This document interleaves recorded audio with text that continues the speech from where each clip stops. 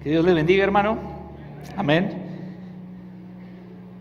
Damos gracias a Dios por este tiempo de alabanza y adoración. Qué hermoso escuchar el testimonio de Zaira, de saber que tenemos un Dios que no solamente sanó, sino que sigue sanando. El pastor predicaba el domingo pasado sobre la sanidad divina y creemos que Dios sigue sanando y sigue habiendo testimonios de la sanidad divina que Dios provee y ofrece a nosotros. Así que qué bendición haber escuchado esto y seguir viendo que tenemos un Dios de poder y que Dios sigue obrando a nuestro favor. Así como están sentados, voy a invitarle a que cierre sus ojos. Vamos a hacer una oración para poner este tiempo en manos de Dios y que sea Él el que hable a nuestras vidas. Amén. Señor, te damos gracias por este tiempo. Gracias, Dios, porque es tu presencia en nuestras vidas que nos recuerda que tenemos esperanza, sustento y fortaleza en ti a pesar de los tiempos difíciles, de los momentos complicados.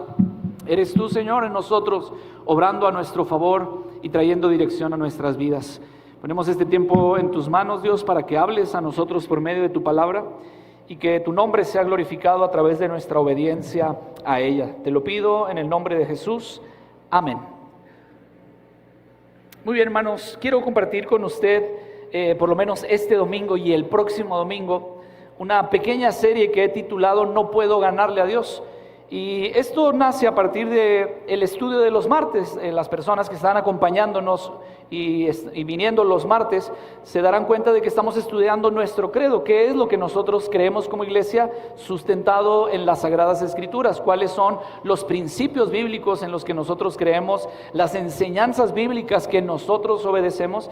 Y estamos viendo los 16 puntos doctrinales de nuestra iglesia conformada por las Asambleas de Dios o siendo parte de las Asambleas de Dios.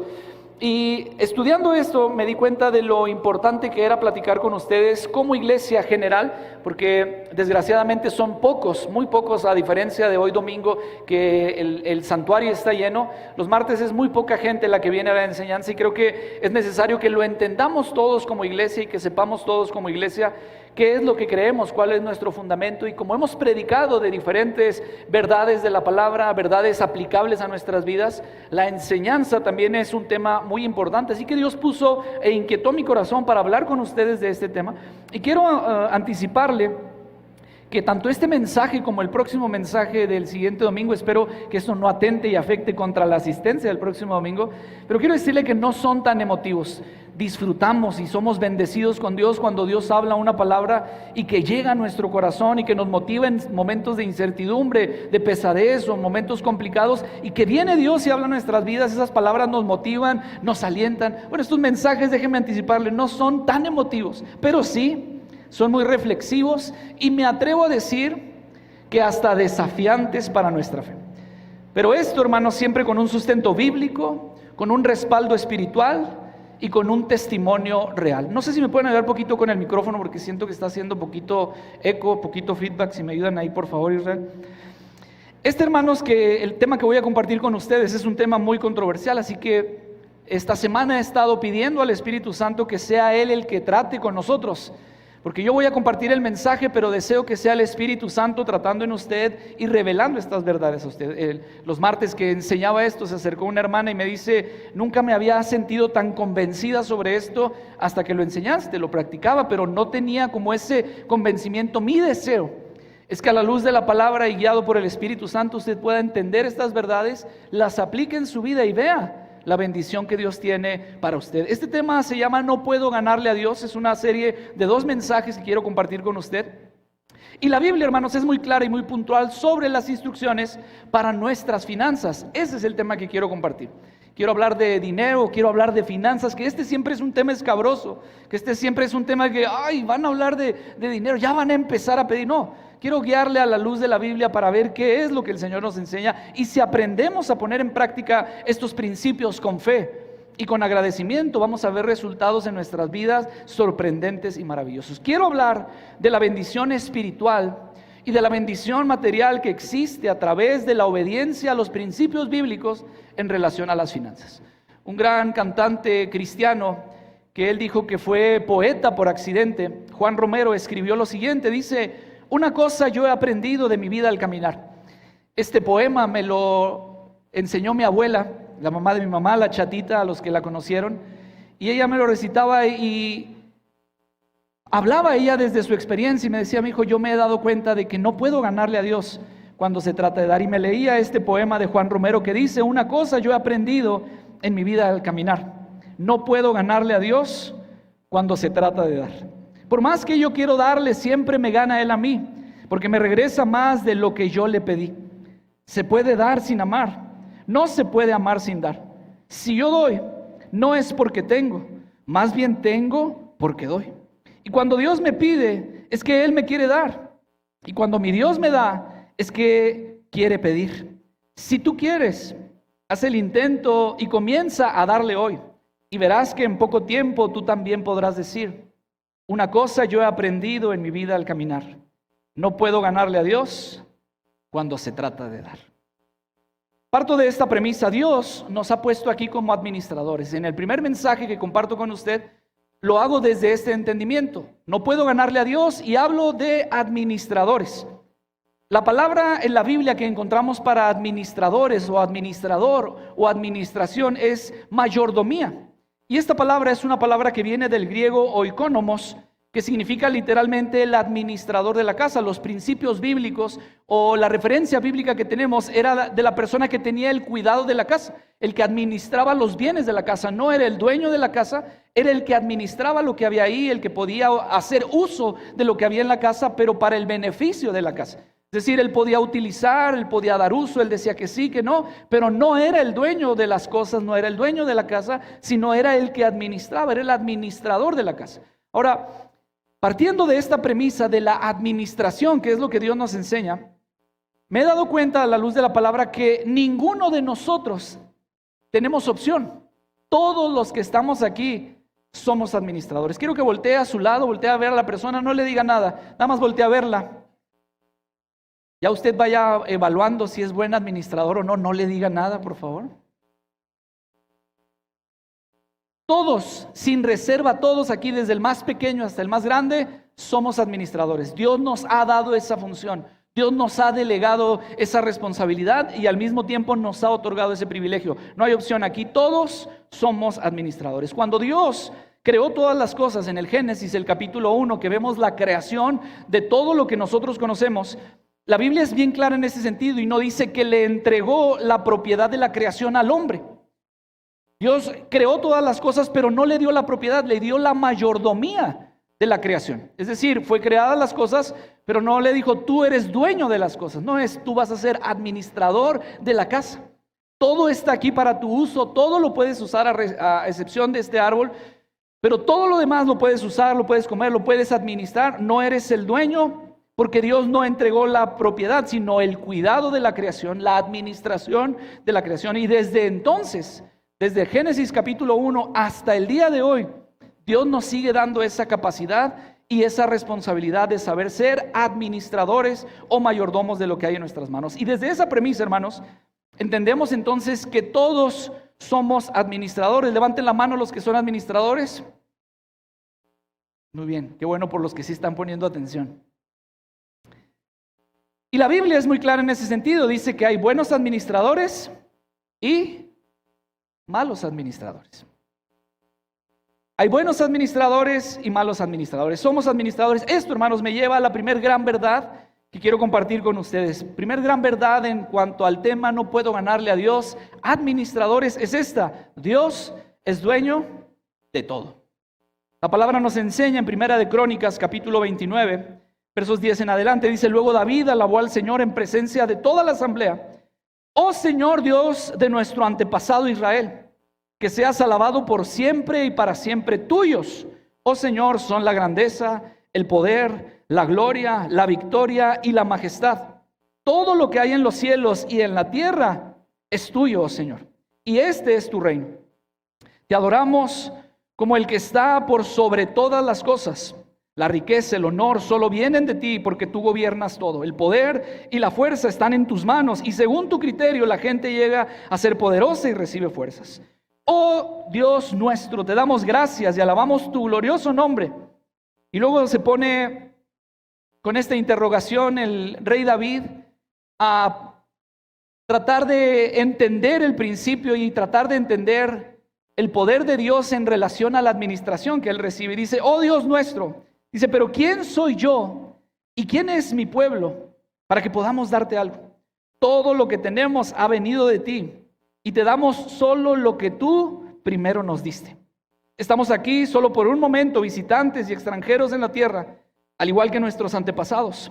Nuestros días sobre la tierra son como una sombra pasajera, pasan pronto sin dejar rastro. Oh Señor nuestro Dios, aún estos materiales que hemos reunido para construir un templo para honrar tu santo nombre, dice, vienen de ti. Aún esto, como diciendo, no solamente las cuestiones espirituales, sino también lo material. Aún estos materiales, aún estas piedras, aún estas maderas, aún estos metales, vienen de ti.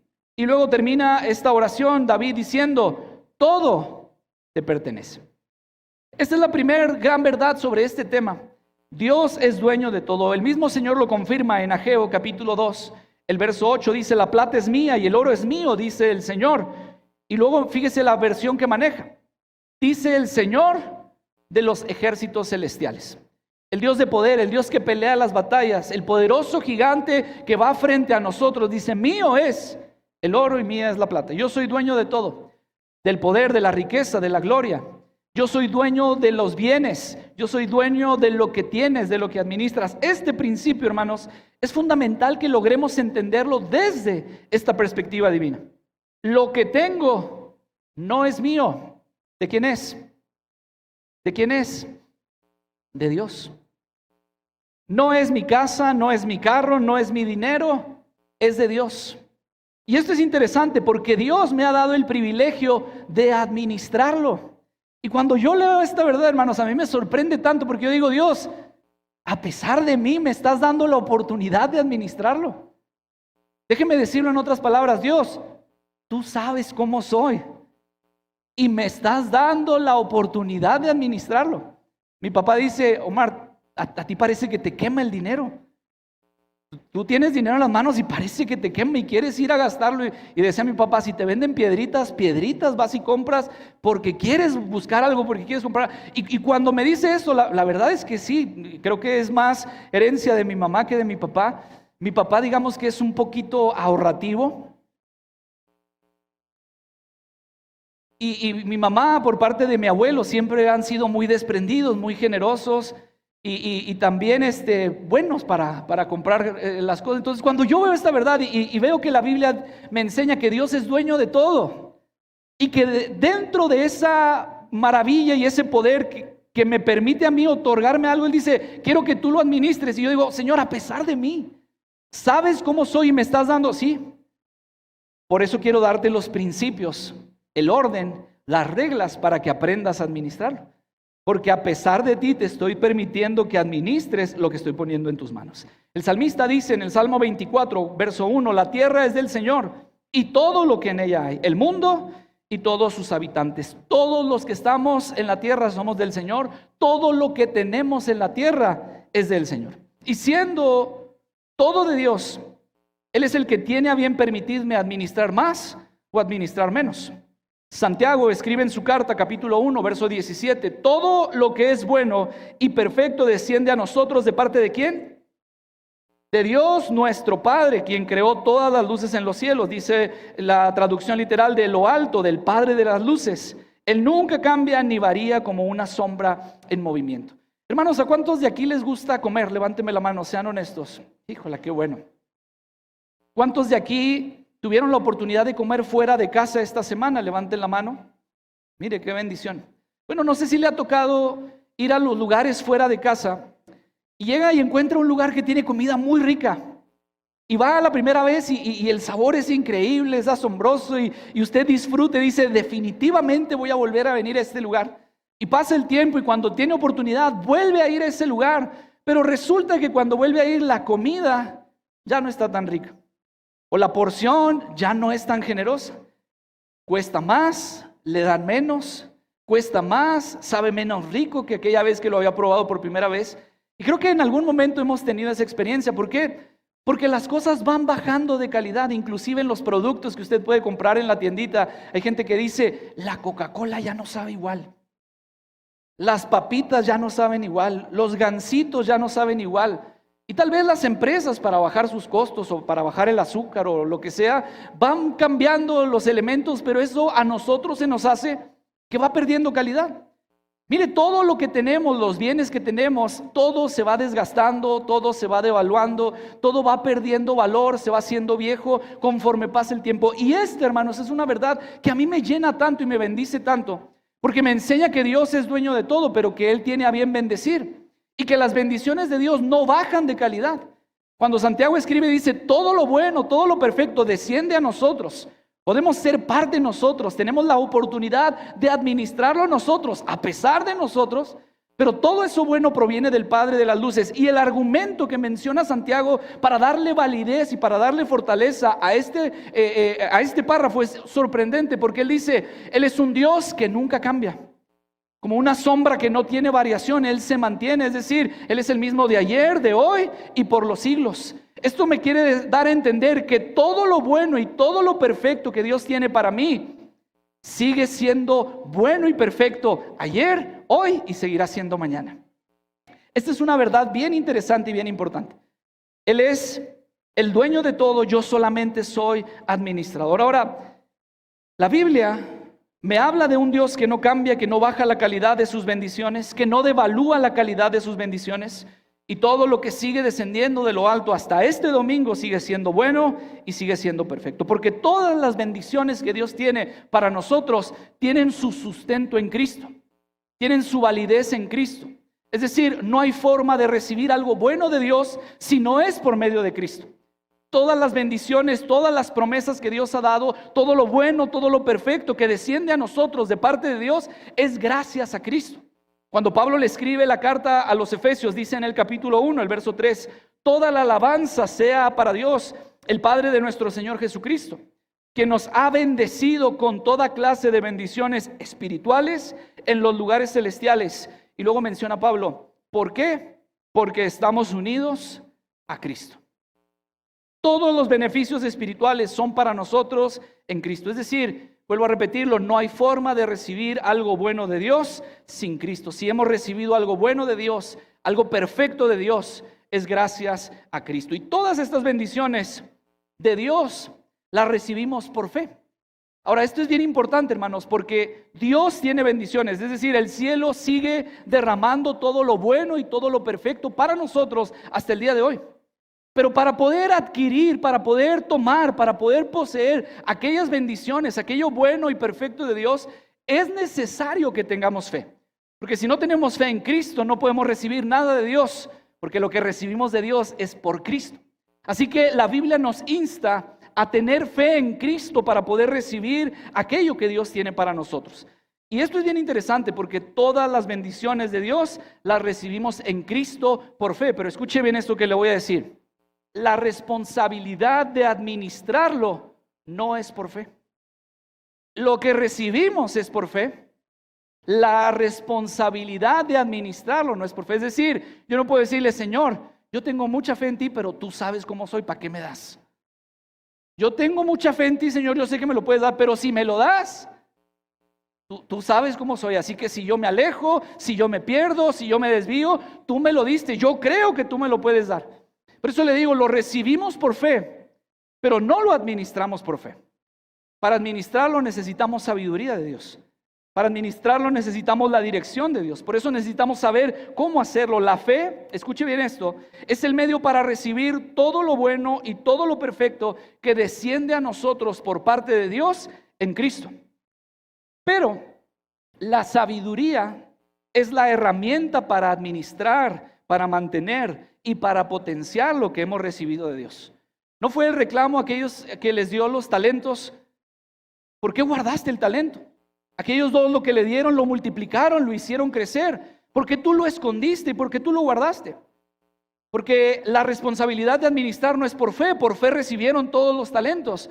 Pero uno decidió esconderlo y otros decidieron trabajarlo y multiplicarlo, meterlo en el banco y generar intereses, hacer algo positivo.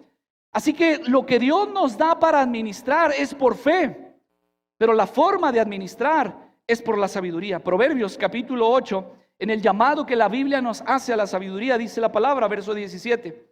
La sabiduría hablando a nosotros, personificándose y teniendo un diálogo personal e íntimo con nosotros por medio del Espíritu Santo, a través de la palabra nos dice: amo a todos los que me aman.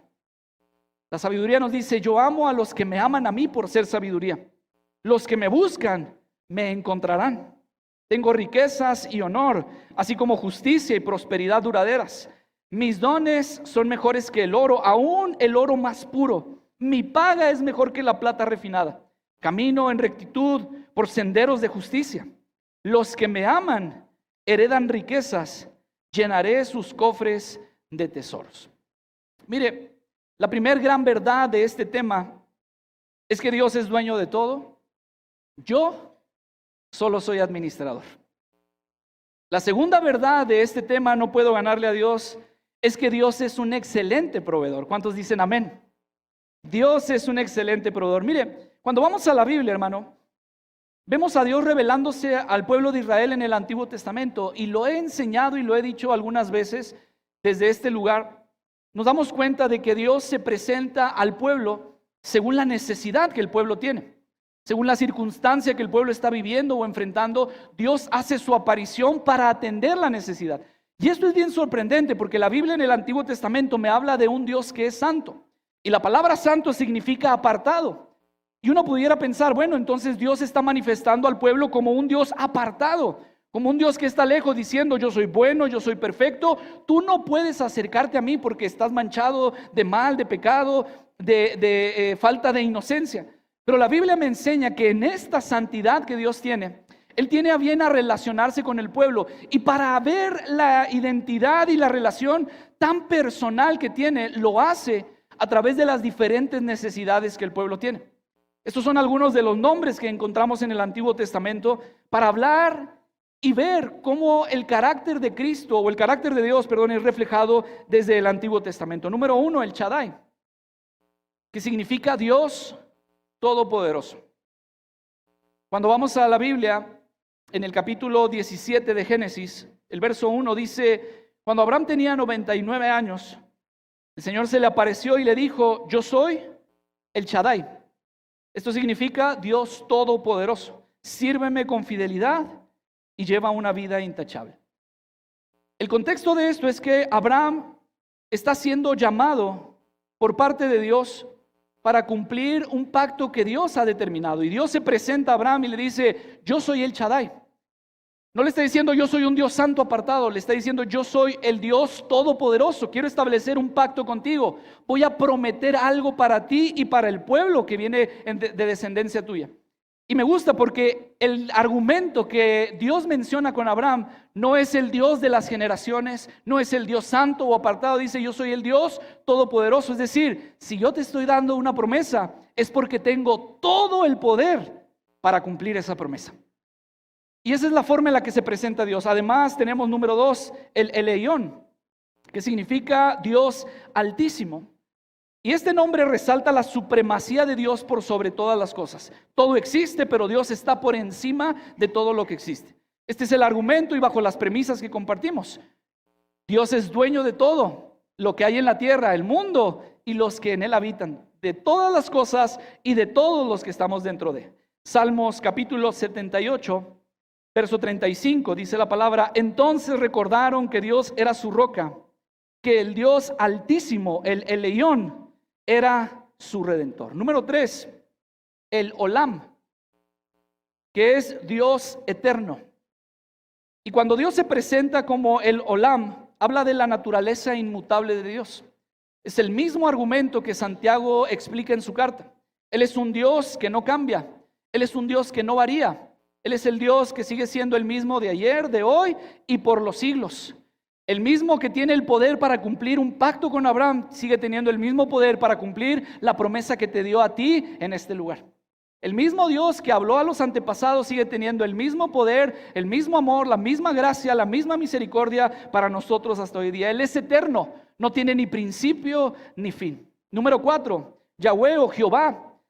Y esta palabra Yahweh, que es el tetragramatón, como se presenta Dios para Moisés revelándose en la zarza ardiente, es la primera vez que encontramos esta referencia. Éxodo capítulo 3, verso 14. Dios se revela a Moisés mientras la zarza está ardiendo y dice: yo soy el que soy. Dile esto al pueblo de Israel: yo soy, Yahweh me ha enviado a ustedes. Y cuando se presenta con Moisés, lo hace como el ser eterno, como el ser autosuficiente por sí mismo, como el que tiene todo el poder y no hay nadie como él ni nada como él. Dice: yo soy. Diles: el yo soy se ha presentado a mí, el yo soy se ha aparecido a mí. Y sobre este término, Yahweh, empieza a tener referencias particulares y personales propias con el pueblo de Dios según la necesidad del pueblo. Es decir, el yo soy, el Señor, Yahweh, el Todopoderoso, se va presentando. Número 5, Yahweh Rafa, que es: el Señor es mi sanador. Dios promete sanar a su pueblo y, como predicaba el pastor el domingo pasado, esta sanidad sigue vigente hasta nuestros días. Dice la palabra en Éxodo capítulo 15, verso 26. Les dijo: si ustedes escuchan atentamente la voz del Señor su Dios y hacen lo que es correcto ante sus ojos, obedeciendo sus mandatos y cumpliendo todos sus decretos, entonces no les enviaré ninguna de las enfermedades que envié a los egipcios, porque yo soy el Señor quien los sana. Yo soy el Señor, su sanador. Número 6, Yahweh Nisi. El Señor es mi estandarte. Después de la victoria del pueblo de Israel contra los amalecitas, Dios revela su protección y el liderazgo sobre el pueblo de Israel, diciéndoles: yo soy su estandarte, yo soy su bandera, yo soy su referencia principal y más importante. Éxodo capítulo 17, el verso 15. Entonces Moisés edificó un altar en ese lugar y lo llamó Yahweh Nisi, que significa: el Señor es mi estandarte, mi bandera, el que va delante de mí, el que se presenta delante de mí. Número 7, Yahweh Shalom. El Señor es mi paz. Cuando Gedeón construye un altar a Dios, lo hace para reflejar la paz que solo Él puede dar. Algunos conocen la historia y no me quiero profundizar mucho porque es solamente darle los argumentos. Pero Gedeón recibe el llamado de parte de Dios en el tiempo de los jueces para liberar a la nación de Israel por mano opresora de los madianitas. Y Gedeón es el más pequeño de la casa, es el menos probable que pudiera ser un libertador. En términos muy mexicanos, si me permite, y a lo mejor todos vamos a entender el término, era el más ñango de la familia. No había forma de que él pudiera, pero el Señor se le presenta y le dice: tú eres un varón esforzado y valiente y tú vas a traer libertad a mi pueblo.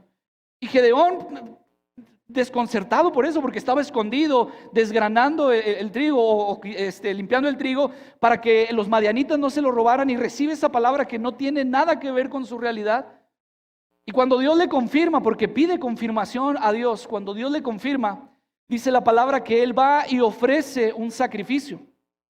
Y entonces Dios se presenta como el Dios de paz, como diciendo: cuando yo te digo algo es porque lo voy a cumplir. Puedes tener paz y puedes estar tranquilo en que yo voy a cumplir. ¿Cuántos han recibido una promesa de Dios en este lugar? Levánteme su mano.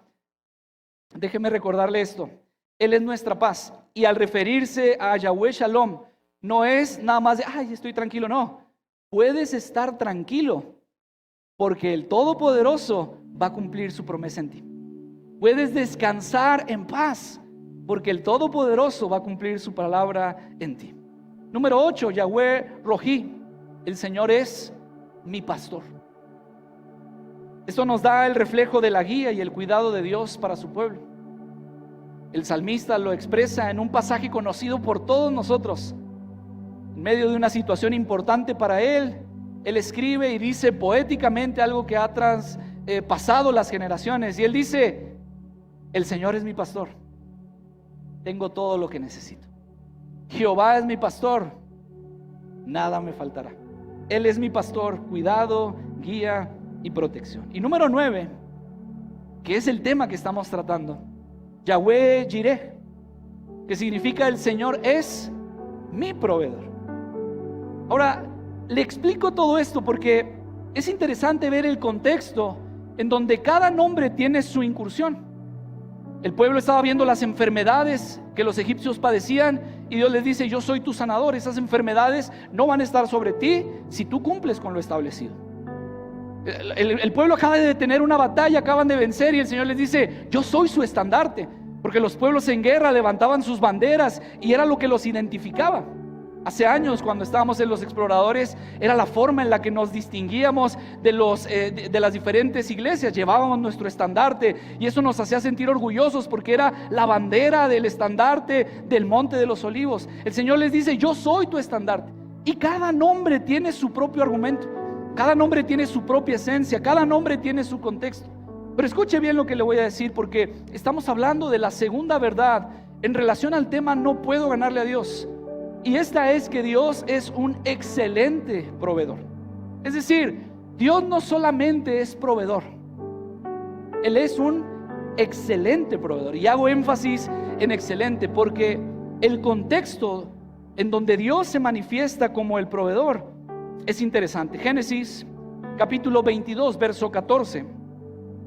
Abraham llamó a aquel lugar Yahweh Jireh, que significa el Señor proveerá. Ahora escuche bien esto.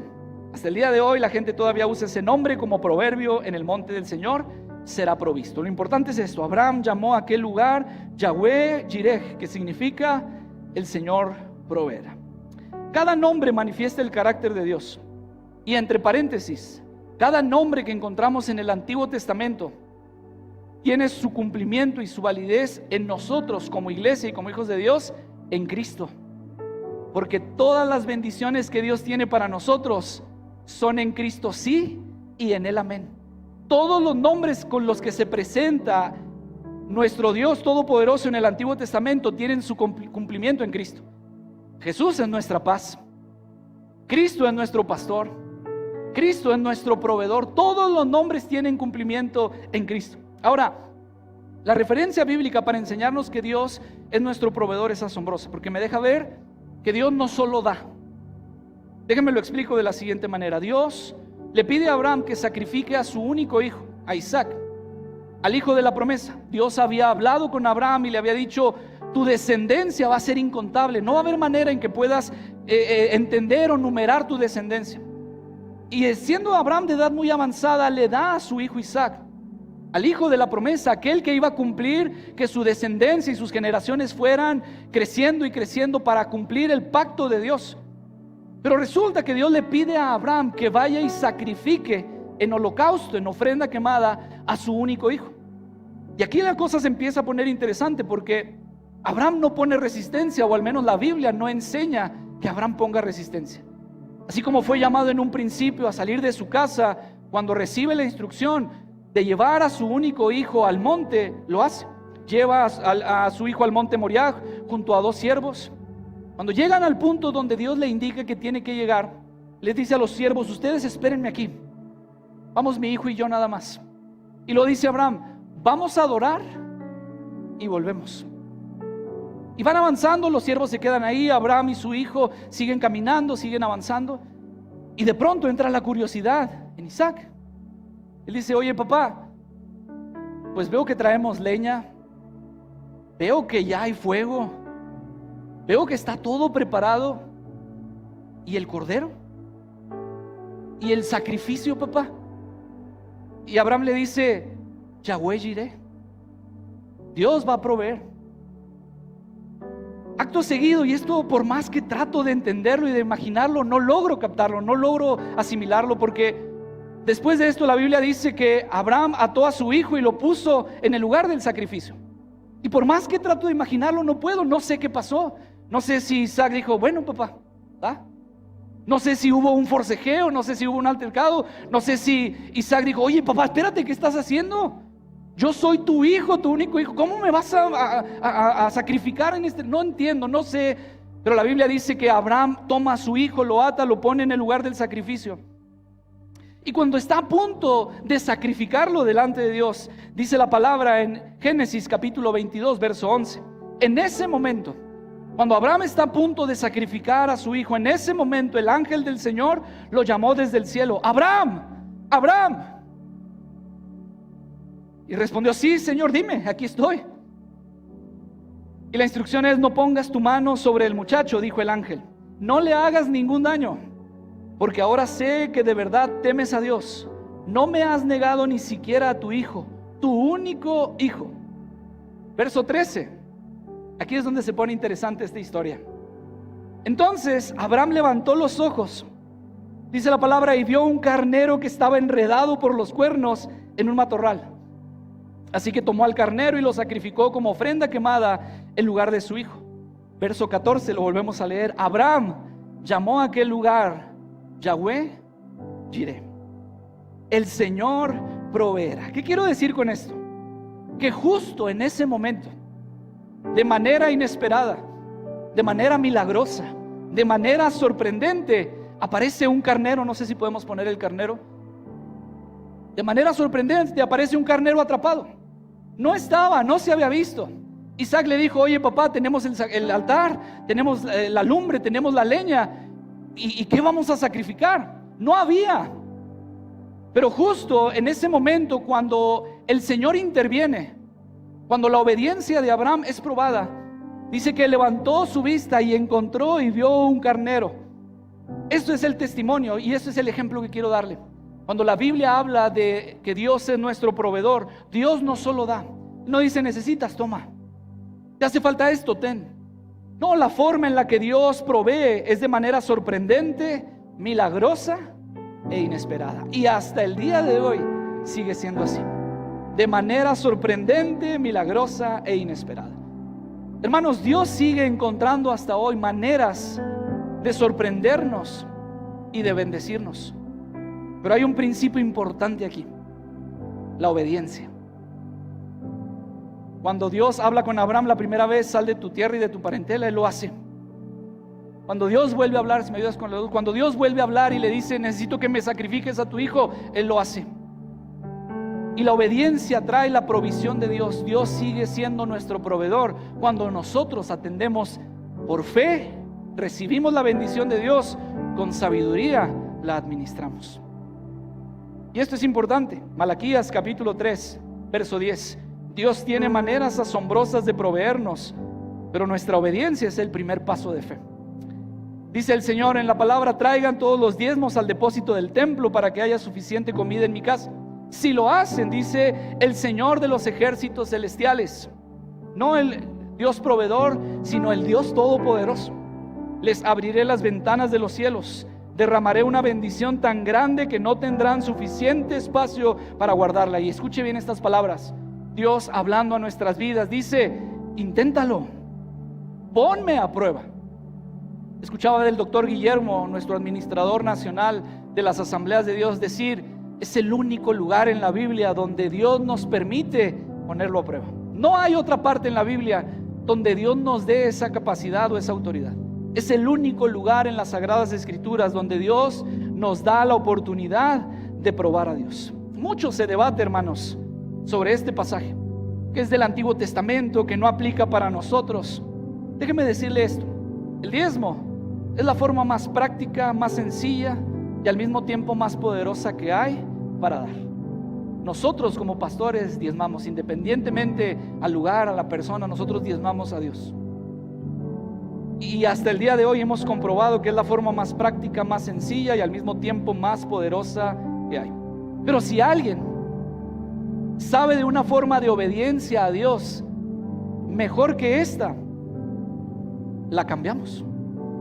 Si alguien dice: la Biblia me enseña una mejor forma de dar a Dios, mejor que esta, la cambiamos. El martes que hablaba sobre mayordomía financiera, les decía que es el único lugar en la Biblia donde Dios nos da la oportunidad de probarlo, porque nuestro diezmo es proporcional. Usted gana mucho, da el 10% nada más. Usted gana poco, da el 10% nada más.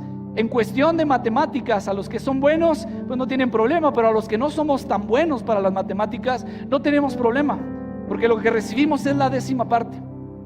Hubiera sido un problema para nosotros y hubiera sido un pretexto enorme si el Señor dice: tienes que dar el 17.5% de lo que recibas para honrarme a mí. Mira, ay Señor, es que yo no soy bueno para las matemáticas, yo creo que más o menos es esto, o mejor no te doy, no me vaya a equivocar y no vaya a ser. No, Dios no se mete en problemas. 10%. Ganas mucho, 10%. Ganas poco, 10%. No afecta ni altera tu economía y estás honrando y obedeciendo a Dios. Recibes por fe la bendición, la administras con sabiduría, porque Dios te ha llamado a hacerlo así. Es proporcional, recibes y de lo que recibes das el 10%. Es causal, porque Dios solamente te pide cuando te da. A los que de alguna manera aquí tienen algún compromiso en Coppel, en Electra, están pagando su casa, están pagando su carro. Hermanos, si por alguna razón usted se llega a quedar sin trabajo, Coppel no va a decir: ay, se quedó sin trabajo, no te preocupes, no me pagues. Electra no le va a hablar y decir: oye, me enteré que te quedaste sin trabajo, no te preocupes, no me pagues. Ahí cuando tengas lo platicamos. El pago de su casa, el pago de su carro, no le van a decir: no hay problema, ahí después nos arreglamos. No, si no tienes, a ver de dónde consigues, porque tienes un compromiso y pagas. El diezmo es causal, porque Dios dice: si no tienes, no tienes que dar. Si yo no te he dado, no tienes por qué traer.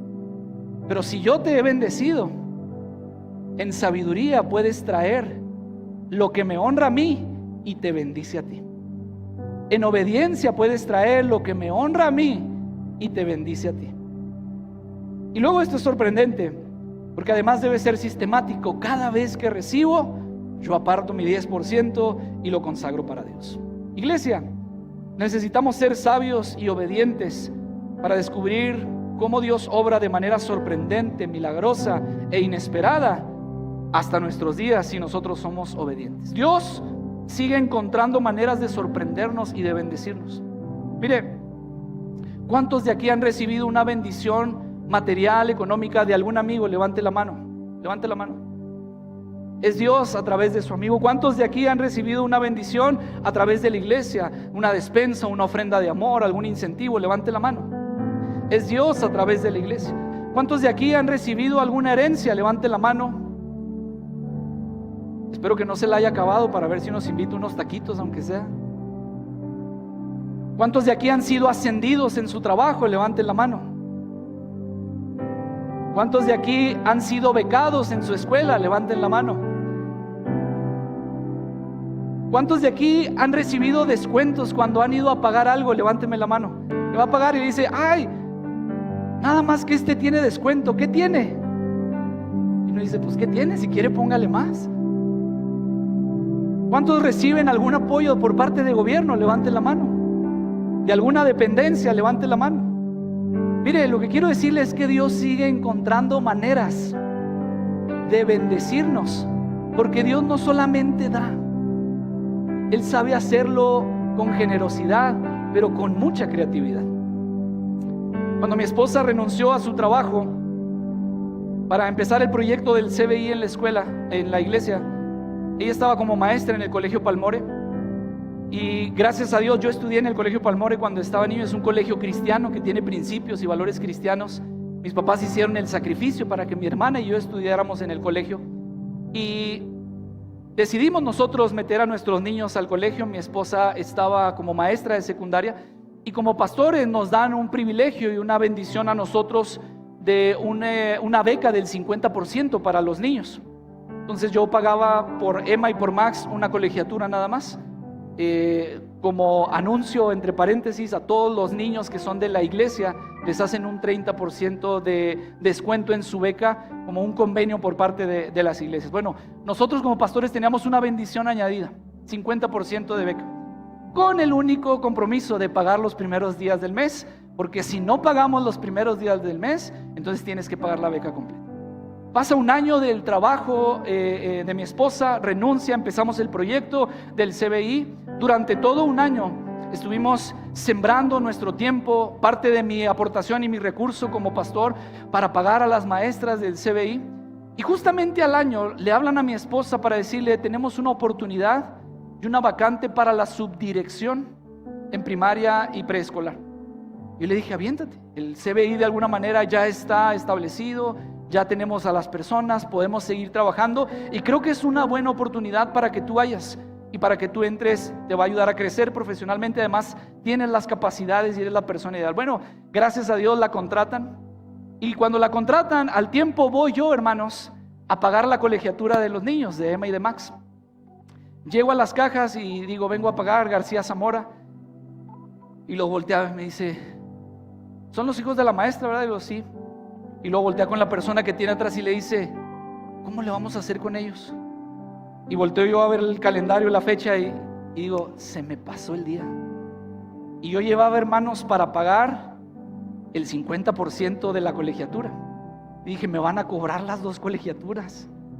Y así como el meme, usted ha visto un meme de donde hay una señora tratando de hacer cuentas en el aire, así estaba yo diciendo, a ver con qué tarjeta pago y a ver cómo le hago, con esta pago uno y con esto pago otro. Y yo estaba tratando de resolverlo en mi mente, y en eso voltea la persona y me dice, lo que pasa es que este año, esas fueron sus palabras, lo que pasa es que este año se determinó por consejo que los hijos de los directivos tienen beca del 100%. Nada más necesito que usted me espere poquito para que me firme unos papeles. Hermano, yo sentí lo que Abraham. Volteé a ver el carnero enredado entre las ramas ahí cuando me dijeron, usted tiene la beca del 100%. Yo asustado porque iba a pagar el doble. Y resulta que salí de ahí sin pagar un solo peso. ¿Qué quiero decirle con esto? Que Dios hasta el día de hoy sigue teniendo y descubriendo maneras de sorprendernos en cuanto a su provisión. Mi esposa trabaja de 8 de la mañana a 4 de la tarde. Y por cuestiones de tiempo los niños se quedan ahí a una estancia, a unos talleres, y cada eso cuesta. La estancia tiene un costo por mes, los talleres tienen un costo por mes. Bueno, el otro día fui yo a pagarlo de todo el año y me cobraron $1 por cada cosa. $1 por los talleres, $1 por la estancia, y ahí estoy pagando de Emma 18 pesos, de Max 17 pesos, de María Emilia 13 pesos, todo el año pagado. Y cuando yo escucho eso es, Dios está obrando a favor de aquellos que son obedientes. Y le voy a ser bien sincero, hubo un tiempo, cuando recién llegamos mi esposa y yo, en que no tenía yo una aportación por la condición y por el tiempo que estaba pasando. Y fue un tiempo complicado para nosotros económicamente. Y le voy a ser bien honesto y bien sincero con usted. Mi esposa y yo dejamos de diezmar a nuestro distrito, a nuestras oficinas, que es nuestra responsabilidad. Porque estaba tratando de hacer los ajustes, porque estaba tratando de resolver las matemáticas, de hacer los pagos, y yo dejé de diezmar. Y me hablaron, y lo digo para vergüenza mía, pero para testimonio. Me hablaron la directiva de distrito y me dice, oye, no podemos renovarte una credencial si tú no estás atendiendo tu compromiso. Y nos citaron a mi esposa y a mí, y hablamos y les explicamos, les dije, la verdad, les pido una disculpa, ha sido un proceso difícil en cuanto a nuestra economía. Estamos tratando de resolverlo, pero les agradecemos el llamado y tengan por seguro que nos vamos a poner al corriente con nuestra responsabilidad. Y lo empezamos a hacer. Y hemos visto hasta el día de hoy cómo los carneros se siguen enredando en las ramas, cómo la bendición de Dios sigue llegando, cómo la provisión de Dios sigue llegando. Y ya no tiene que quebrarse uno tanto la cabeza, porque el Dios, que es un excelente proveedor, no solamente da, sino que lo hace de maneras asombrosas, de maneras únicas, de maneras inexplicables, de maneras inesperadas, de maneras milagrosas. Mi papá dice, qué suerte tienen los que no se bañan. Yo digo, qué bendición tienen los hijos de Dios, que tienen un Padre Celestial que cuida de ellos.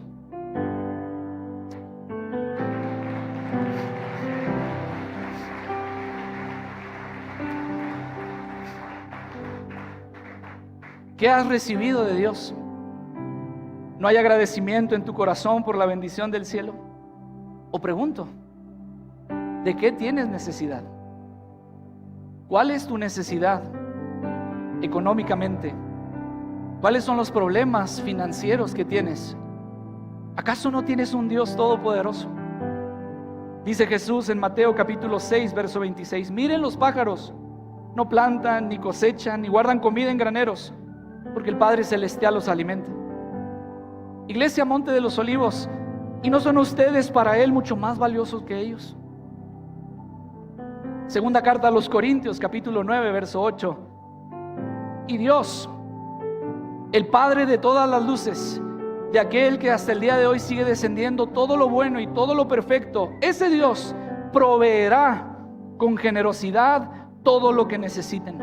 Entonces siempre tendrán todo lo necesario y habrá bastante de sobra para compartir con otros. Por fe lo recibo, con sabiduría lo administro.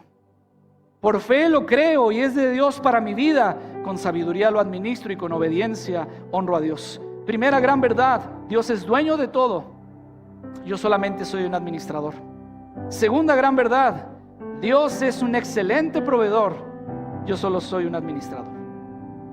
La pregunta es: ¿estoy administrando correctamente lo que Dios ha puesto en mis manos? ¿Le estoy dando a Dios lo que le corresponde, lo que se merece, lo que me pide? Porque una cosa he aprendido en mi vida al caminar: no puedo ganarle a Dios cuando se trata de dar. ¿Quieren estar de pie en esta tarde?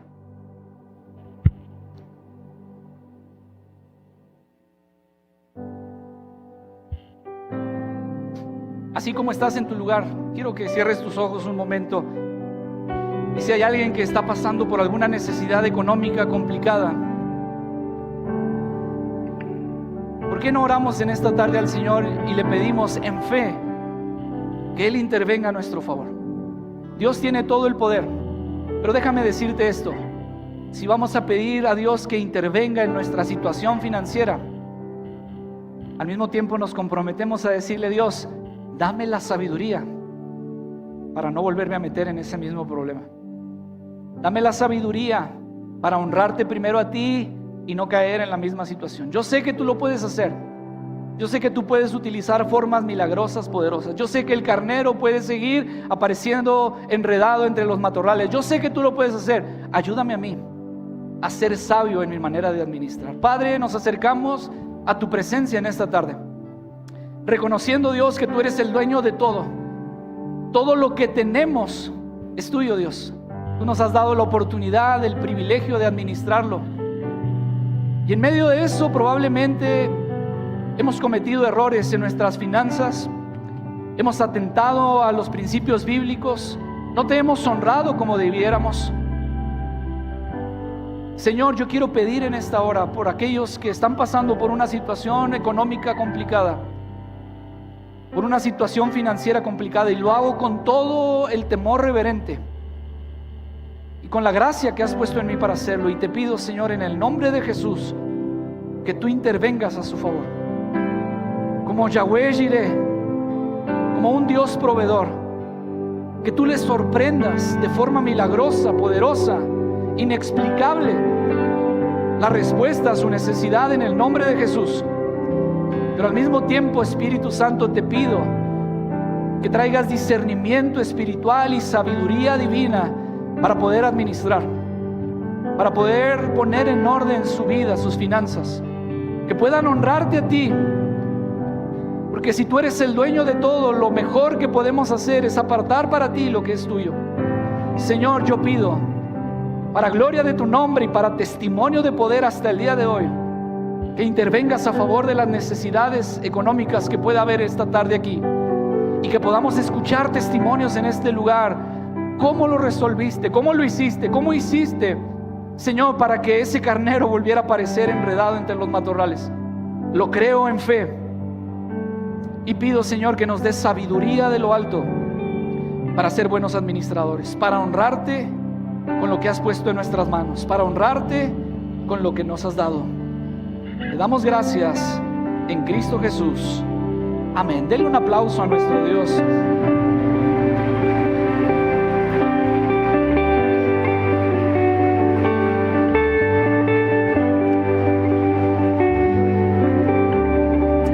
No hay forma más práctica de atender nuestra obediencia a Dios que honrando a Dios con nuestros bienes.